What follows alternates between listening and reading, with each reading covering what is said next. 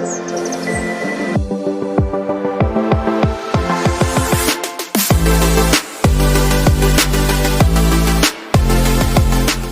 இயேசு கிறிஸ்து நாமத்தினாலே உங்களுக்கு என் அன்பின் வாழ்த்துதலை தெரிவித்துக் கொள்கிறேன். கர்த்தர் நாம் ஸ்தோத்திரம். கர்த்தர் உங்களோடு இடைப்படுவாராக. இந்த வேளையில எவ்வளோ காரியங்கள், எவ்வளோ நன்மைகள்லாம் கர்த்தர் நம்ம கொடுத்திருக்கிறார். நம்ம அருமையான தேவன், நன்மையான ஈவுகளை கொடுத்திருக்கிறார். எத்தனையோ காரியங்கள் கொடுத்திருக்கிறார். ஆனா இந்த காரியங்கள் நம்ம இழந்து போகாதபடி பாதுகாக்கிறோம். அதான் ரொம்ப முக்கியம். அதெல்லாம் ஒண்ணு அப்படி யோசிக்கூடாது. எந்த காரியமா இருந்தாலும் நம்ம அதை இழந்து போடுறதுக்கு சான்ஸ் இருக்குது.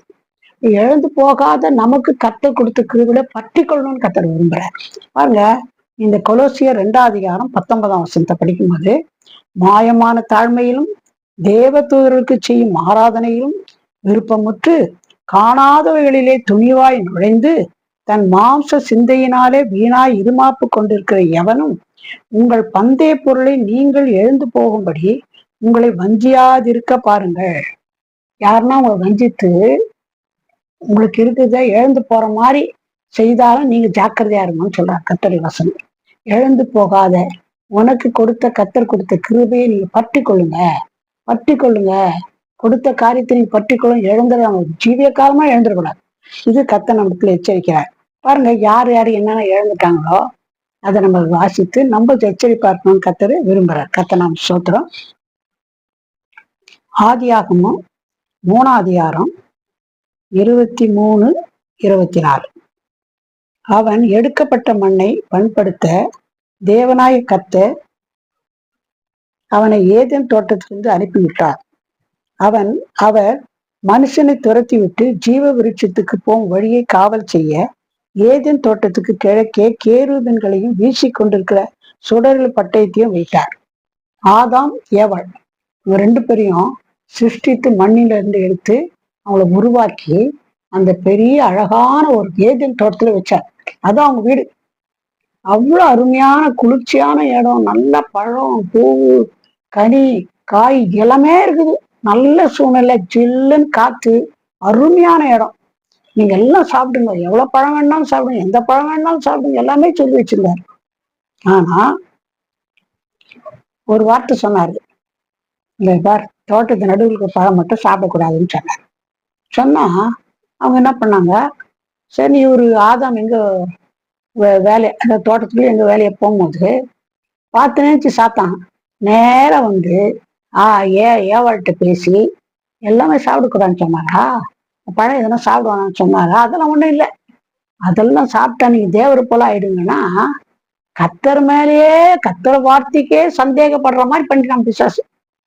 அவர் என்ன சொல்லியிருக்கணும், ஏவாளு இல்ல, எங்க ஆண்டவர் போய் சொல்ல மாட்டார், எங்களை நேசிக்கிற ஆண்டவர் போய் சொல்ல மாட்டார், அவர் சொன்னதெல்லாம் கரெக்ட், அவர் சொன்ன மாதிரி தான் கேட்பேன் ஒரு வார்த்தை சொல்லியிருந்தா பிரச்சனையே இல்லை. அவரை கேட்கணும்னு சொல்ல, கணவன் வந்தா கேட்கணும் அதுவும் சொல்ல, உடனே தேவர் போல ஆயிடுங்கன்னு சொன்ன உடனே ஆக்கத்துக்கு நல்லா இருக்குது, அழகாகுது, ருச்சியா இருக்குது, தேவரை போல உடனே பறிச்சு பாதி சாப்பிட்டா புருஷனுங்க பாதி கொடுத்துட்டாங்க, 2 பேரும் சாப்பிட்டாங்க. அதனால கர்த்தர் கேட்டா ஐயோ நான் செய்ய தப்புதான்னு சொல்லியிருந்தா ப்ராப்ளம் இல்லை. அவனை கேட்டா நீங்க கொடுத்தீங்க பார்த்தோன்னே அந்த அம்மாலாம் என்னை சாப்பிட வச்சுச்சுன்னு கர்த்தர் மேலே போட்டான். அவளை ஏன் சாப்பிட்டேன்னு கேட்டா அந்த பிசாசு அந்த சர்ப்பம் தான் என்னை சாப்பிட வச்சிருந்தான். சர்பரை ஒருத்தர் மேல சாக்கு சொல்றாங்க. அவைய குறைகளை அறிக்கையிடல. நம்ம கூட ஒரு தெரிஞ்சோ தெரியாது தப்பு செய்தோம்னு வச்சுங்களேன், முதல் பரிகாரம் என்னன்னா, கர்த்தர் ஏன் இப்படி செய்தேன்னு சொன்னா அதுக்கு பனிஷ்மெண்ட் வந்துடும். அந்த பனிஷ்மெண்ட் வராது இருக்குன்னு நம்ம ஒண்ணு செய்யணும். நான் தான் செய்தேன், அவங்க செய்தாங்க, இவங்களுக்கு யார் மேல சாக்கு சொல்லாதீங்க. நீ செய்த தப்ப உணர்ந்து மன்னிப்பு கேளுங்க, கர்த்தர் மன்னிச்சிருவார். மன்னிக்கிற தேவன் அப்படி அருமையான ஆண்டவர். மன்னிக்காத அவங்க மேல இவங்க மேல சாக்கப்பட்டுதான் வருது. இந்த ஆதாம் ஏவாள் அப்படி சொன்னாங்க. அதனால என்ன ஆயிடுச்சுன்னா, கர்த்தர் அவங்கள தோட்டத்துக்கு விட்டு வீடு மாதிரி அழகா இருந்துச்சு, அதை விட்டு கர்த்தனை சீட்டாராம் வெளியில அனுப்பிச்சிட்டார். அப்போ அவங்க என்ன பண்ணாங்க, வீட்டையே இழந்துட்டாங்க, இந்த அருமையான தோட்டத்தையே இழந்துட்டாங்க. அது மட்டும் இல்ல, தோட்டத்தை இழந்திருந்த அப்புறம் இல்ல, கர்த்தருடைய உறவே இழந்துட்டாங்க. அருமையா ஒவ்வொரு நாளும் பகலும் குளிச்சா நேரத்துல ஆதாமும் ஏவாளும் ஆண்டவரும் அப்படியே அருமையா பேசின்னு இவங்க பேசுறது அவங்க பேசலாம், இவங்க போயிட்டு அருமையா சந்தோஷமா விளையாடிருந்தாங்க. ஆனா எப்ப கர்த்தரை வார்த்தை கீழ்ப்படியாக போனாங்களோ அதனால என்ன ஆயிடுச்சுன்னா கர்த்தரோட உறவு கட்டாயிடுச்சு. இதை நம்ம ஜாக்கிரதையா இருக்கணும். கர்த்தரோட உறவு எப்ப நம்ம கட்டாகணும், ஏதாவது தப்பு செய்தா கண்டிப்பா கர்த்தரோட உறவை நம்ம இழந்துருவோம். அதனால ஜாக்கிரதையா இருங்க. கர்த்தர் உங்களோட பேசுறாரு. தப்புன்னு ஒண்ணு செய்துட்டீங்கன்னா உடனே அறிக்கைட்டு மன்னிப்பு கேட்டு கர்த்தரோட ஒப்புரவாயிடும். வேற யார்கிட்ட தப்பு எல்லாம் கூட அவங்க மேல சாக்கியம்னு சொல்லாதீங்க. தப்புன்னு ஒத்துக்குனா ரத்தத்தினால கழுவுங்க, என்ன மன்னிங்கன்னு கேட்டா கர்த்தர் கண்டிப்பா மன்னிச்சு நம்மளை ஆசீர்வதிப்பார். இவனை போல ஆதாம போல என்ன பண்ண முடியாது, எழுந்துட்டு நிக்க வேண்டிய அவசியம் இல்லை. கண்டிப்பா கர்த்தர் மன்னிப்பாரு. கர்த்தர் நாம் ஸ்தோத்திரம். அடுத்தபடியா நம்ம ஏசா ஏசாவை பற்றி பார்க்கும்போது, ஏசா யாக்கோபு 2 பேரும் அண்ணன் தம்பிங்க. 2 பேர் இருந்தாங்க. இவர் எங்க வேட்டையாட்டு வராரு ஏசா. பசி பயங்கர பசி இல்லைன்னு சொல்ல, போய் நேரம் அவங்க அம்மாட்ட கேட்கும்போது ஏதோ கொஞ்சம் கொடுத்துருப்பாங்க, சாப்பிட்டுக்கலாம். நேரா கூழ் காசுங்கிறான், சூப்பாது கூழ். யாரு? யாக்கோபு. இந்த கூழ் எனக்கு கொஞ்சம் குடிக்க நான் கேட்கறேன். நான் ஒரு வேளை சாப்பிடணும், உயிரா போயிடும். உயிர் போகாது. வீட்டுல போய் அவங்க அம்மா கிட்ட ஏன்னா கொடுத்துருப்பாங்க. அவனுக்கு அந்த சாப்பாட்டு மேல அது கூழ் மேல இச்சை அழகா இருக்குது, சோப்பாது டேஸ்டா இருக்கும், குடிக்கணும், எனக்கு குடிக்கிறதுக்கு அதை பயிட்ட குடுன்றான். அவன் என்ன சொல்றான், உடனே இதான்டா சான்ஸ்ன்னு 2 பேரும் ஒன்னா பிறந்தவங்க. அவனுக்கு முதல் பிறந்தவங்களுக்கு என்ன பண்ணுவாங்க, 2 டபுள் மடங்கு ஆசீர்வாதம், சேஷ்ட புத்திர பாகம்னு கொடுப்பாங்க. இவன் தான் முதல் பிறந்தான். ஒரு சும்மா செகண்ட்ல தான் இவங்க 2வது இவன் பிறந்தான். அது எனக்கு கொடுத்துறியா? கொடுத்தேன். சரி, நானே பசியில சாவ போறேன், அது இல்லாட்டின்னா பிறகு நீ எடுத்துக்கோ சொல்லிட்டு அவரு வித்து போட்டான். வித்து போட்டதுனால என்ன பண்ணான், இழந்துட்டான். தன்னுடைய ஆசையே சொத்து எல்லாம் இழந்துட்ட பிறகு அதுக்கப்புறம் அழுவான், ஐயோ ஆசீர்வாதத்தெல்லாம் இழந்துட்டேன், சொத்தெல்லாம் இழந்துட்டேன்னு. அப்ப அதுதான் வசனம் சொல்லுதுன்னா, எபிரேயர் 12:15 16 ஒருவனும் தேவனுடைய கிருபையை இழந்து போகாதபடிக்கு யாதொரு கசப்பான வேர் முளைத்தெழும்பி கலக்கம் உண்டாக நதிக்கிறதினால் அநேக தீட்டுப்படாதபடிக்கும் ஒருவனும் தேசி கள்ளனாகவும் ஒரு வேளை போஜனத்துக்காக தன் சேஷ்ட புத்திர பாகத்தை விட்டு போட்ட ஏசாவை போலும் சீர்கெட்டவனாக இராதபடிக்கு எச்சரிக்கையாயிருங்கள். ஒரு வேளை போஜனத்துக்காக சேஷ்ட புத்திர பாகத்தை விட்டு போட்டான். அப்புறம் அழுகுறான் ஒன்றும் பிரயோஜனம். அதனால அற்பமான காரியத்துக்காக வெளியேற பெற்ற காரியம் விட்டுடாது. அது என்னது, அது இல்லாட்டின்னா அப்புறம் தான் உங்களுக்கு தெரியும் அதனுடைய அருமை. அதனால நம்ம என்ன பண்றதுனாக்கா, நம்ம ஏசாவை போல ஒரு வேளை போஜனத்துக்காக சேஷவித்திர பாகத்தை விட்டு போய் எதையுமே அற்பமா எண்ணி நீங்க விட்டுடாதீங்க, இழந்துடாதீங்க. ஏசா என்ன பண்ணிட்டான், அந்த ஆசையெல்லாம் இழந்துட்டான். ஒரு வேளை போஜனத்துக்காக. ஒரு வேளை போஜனம் சாப்பிடலாம், உயிர் போகாது. ஆனா அவன் அவ்வளவு அலட்சியம் பண்ணிட்டான். இதுதான் கர்த்தர் நமக்கு அதை என்ன பண்றது, சரி நீங்க ஜாக்கிரதையா இருங்க. நீங்க அற்பமான காரியங்களுக்காக, அற்பமான உலக ஆசீர்வாதங்களுக்காக கர்த்தருடைய ஆசீர்வாதங்களே எழுந்துடாதீங்க. கர்த்தரை தான் சொல்றேன், மேலானதை தேடுங்க, கீழானது இதுதான் வேணும், அது வேணும், இந்த சாப்பாடு வேணும், இது வேணும், அது வேணும்னு சொல்லிட்டு நல்ல கர்த்தருடைய ஆசீர்வாதங்களாம் எழுந்துடாதீங்க. கர்த்தருடைய வசனம் நம்ம எச்சரிக்குது. இந்த விஷயத்திலாவது அற்பமான காரியத்துக்காக விலையேறப்பட்ட காரியத்தை விட்டுறாதீங்க. கர்த்தர் சொல்றாரு, விலையேறப்பட்ட காரியம் பணம் பொருள் தான் யோசிக்காதீங்க. கர்த்தரோடு ஐக்கியம், கர்த்தரோடு உள்ள ஐக்கியம், கர்த்தருடைய ஃப்ரெண்ட்ஷிப்பு, கர்த்தருடைய ஆசீர்வாதங்க அற்பமான உலக பொருளுக்காக நம்ம எழுந்திடக்கூடாது. கர்த்தருடைய வசனம் சொல்லிட்டு அதுல ஜாக்கிரதையா இருங்க.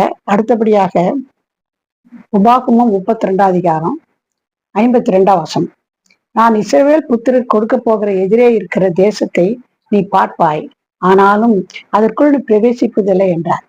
இது யாருன்னா மோசையை பற்றி சொல்லப்பட்டிருக்கு. மோசை ரொம்ப அருமையான கர்த்தர் பிள்ளை. கர்த்தருக்கு மோசை மேல அவ்வளவு விருப்பம். யாருமே வரலன்னா கூட மலை மேல இருந்தாருன்னா, சீன மேல மலை மேல இருக்கிறாருன்னா யாரும் கிட்ட வரக்கூடாது, மோசை தான் வரணும்னு.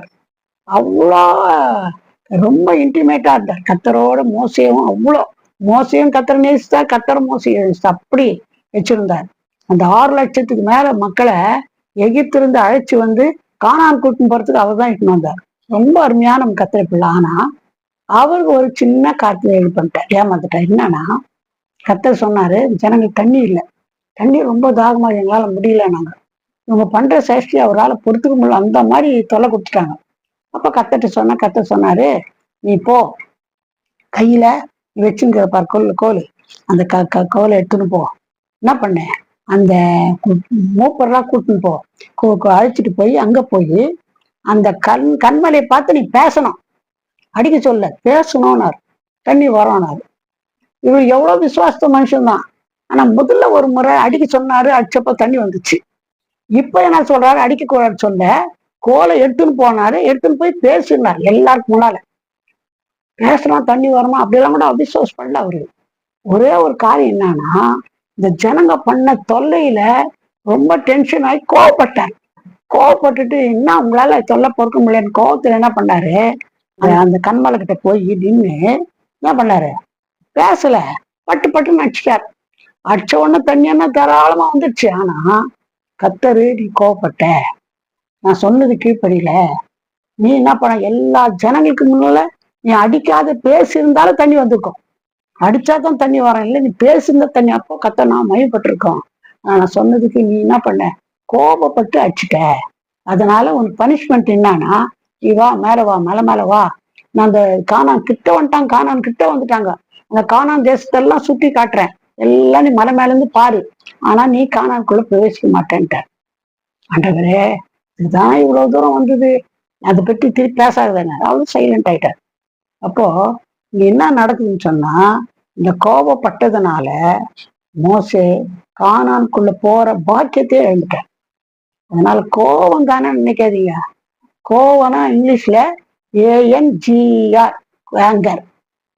இதுக்கு முன்னால ஒரு டி போட்டீங்கன்னா டேஞ்சர். அப்போ கோபத்துக்கு மட்டும் இடம் கொடுத்தீங்கன்னா அது டேஞ்சர். அது இந்த கோபத்தினால காணானே எழுந்துட்ட மாதிரி நம்ம கோபப்பட்டு என்ன பண்ணுவோம், பரலோகத்துக்கு போறதே நம்ம எழுந்துருவோம். அதனால பி கேர்ஃபுல். அதனால இதை பத்தி இன்னும் பேசினா நீங்க கேள்விப்பட்டிருக்கு, இது மாதிரி ஒரு செய்தி கொடுத்தேன் நானு. கோவப்படாதீங்க. கோவப்பட்டு கொலை பண்ணிட்டு இருக்கிறாங்க. கோவப்பட்டா பரலோக ராஜ்யத்துக்கு போக முடியாதுன்னு வசனம் சொல்லுது.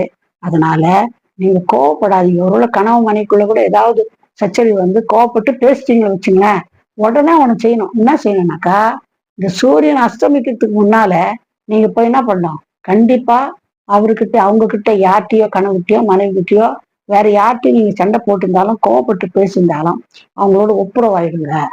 இதுதான் கத்தர் கேட்கிற. அப்படி இருந்தீங்கன்னா குடும்பத்துல சமாதானம் இருக்கும். இல்லைன்னா குடும்பமா நரக மாதிரி இருக்கும். அதனால அந்த காரியத்துக்கு நீ போகக்கூடாதுன்ட்டு கத்தரு நம்மளுக்கு இழந்துராதன்னு கத்த சொல்றாரு. கத்த நாம் ஸ்தோத்திரம். அப்போஸ்தலர் நடபடிகள் 1:24. எல்லாருடைய இருதயங்களை அறிந்திருக்கிற கர்த்தாவே, யூதாஸ் என்பவன் தனக்குரிய இடத்துக்கு போகும்படி இழந்து போன இந்த ஊழியத்திலும் இந்த அப்போஸ்தல பட்டத்திலும் பங்கு பெறுவதற்காக. அதாவது என்னன்னா, 12 சீஷன்ல ஒரு சீஷன் வந்து யூதாஸ். இந்த யோதாசு 30 வெள்ளி காசுக்கு ஆசைப்பட்டு அப்போஸ்தல அந்த உத்தியோகத்தை, அந்த அந்த பதவியை, அந்த ஸ்லாக்கியத்தை இழந்துட்டான். அப்போ ஊழியத்தையே இழந்துட்டான். பாருங்க, பண ஆசை எவ்வளவு போய் விட்டுடுச்சு. அவன் யோசனை ஒரு பணம் வாங்கினா கத்துற ஒரு தடவை மலை மேல இருந்து எல்லாம் அவர் பிடிக்க போனா அப்படியே கணக்கு போயிட்டாரு, அவர் அப்படியே மறைஞ்சிட்டாரு. அப்படி மறைஞ்சிடுவாரு, நம்மளுக்கு பணம் வந்து சேர்ந்தோம்னு யோசிச்சிருப்பான்.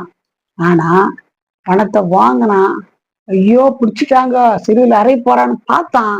அவனால ஒன்னும் பொறுக்க முடியல. ஐயோ, குற்றமில்லாத ரத்தத்தை காட்டி கொடுத்தனேன்னு சொல்லிட்டு ரொம்ப துக்கப்பட்டு அந்த பணத்தை எடுத்து எனக்கு தப்பு பண்ணிட்டேன்னு ஏசுகிட்ட மன்னிப்பு கேட்டுதான் மன்னிச்சுட்டு இருப்பாரு.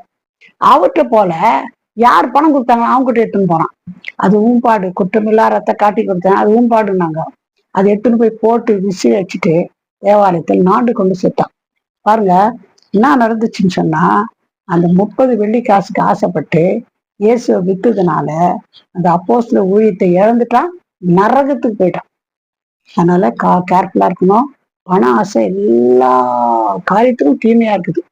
எந்த விதத்திலும் நம்ம அற்பமான பண காரியத்துக்காக வேண்டி சில லஞ்சம் வாங்குறாங்க, அதுக்காக கொலை பண்றாங்க, பணத்துக்கு ஆசைப்பட்டு செயினை பறிச்சுன்னு போறாங்க, பயங்கரமான பாவங்கள்லாம் செய்யறாங்க. இப்பதான் நியூஸ் எல்லாம் வருது பாருங்க. இதெல்லாம் காரணம் பண ஆசை.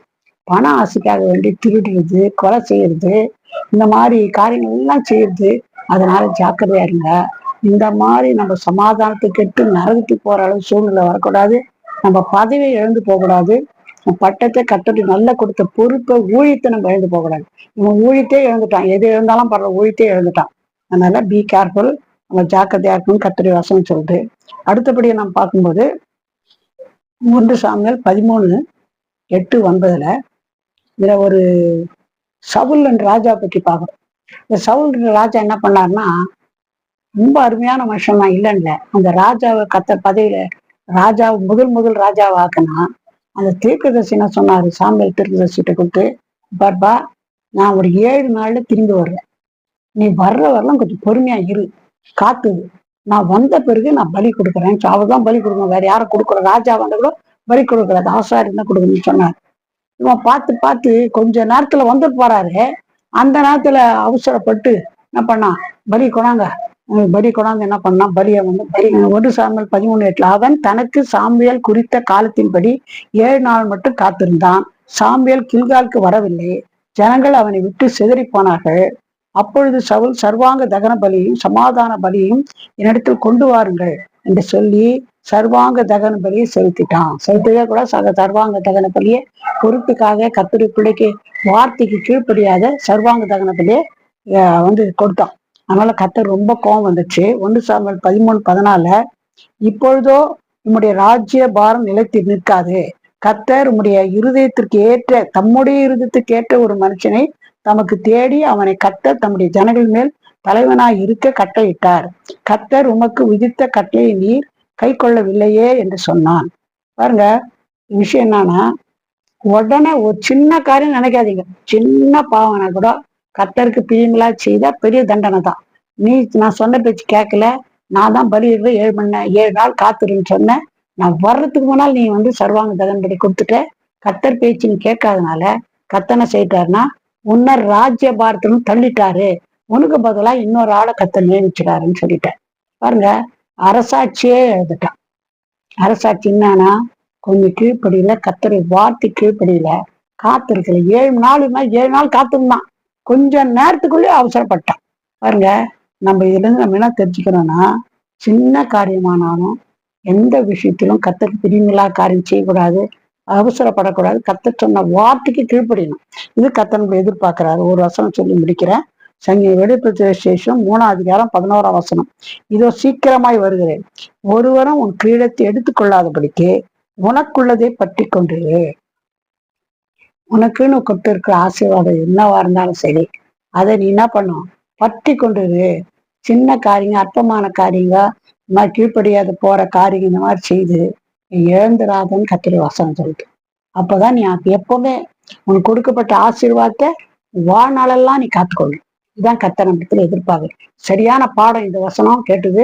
நீங்க மறுபடியும் கூட கேளுங்க, கேட்டு தியானிச்ச ஆண்டவரே, இந்த மாதிரி சின்ன தப்பு தான் செய்யக்கூடாது, பிரியமில்லாது, நான் எந்த காரியத்தையும் எழுந்துடக்கூடாது, நீங்க வர்றவள் நான் உண்மையா இருக்கணும்.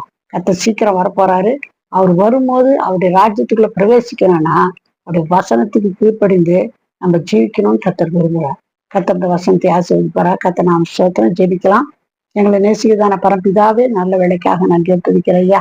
எவ்வளோ ஆசீர்வாதங்கள் கொடுத்துருக்கிறீங்கப்பா. அற்பமான காரியங்களுக்கு, சின்ன காரியங்கள், பெரிய காரியம் நினைக்காதபடி கீழ்ப்படியாத ஆண்டவரே கர்த்தாவே, நாங்கள் கொடுக்க வீட்டையோ பணத்தையோ பொருளையோ ஆண்டவரே ஊழியத்தையோ ஆண்டவரே கர்த்தாவே எதையும் எழுந்துட்டு போக கூடாதப்பா. ராஜ்யத்தையே எழுந்து போன மாதிரி ஆண்டவரே கர்த்தாங்க, எதையும் எழுந்துராதபடி ஆண்டவரே நாங்க பொறுமையோட காத்திருக்கோம். உங்களுடைய வசனத்தை கீழ்ப்படிந்து உமக்காக கீழ்ப்படிந்து இந்த வருகை மட்டும் நாங்க ஜீவிக்க எங்களுக்கு உதவி செய்யுங்க. ஒவ்வொருவரும் அப்படி ஆசீர்வதிங்க ஆண்டவரை. கேட்ட வசனத்தை கொண்டு தொடர்ந்து பேசுங்க.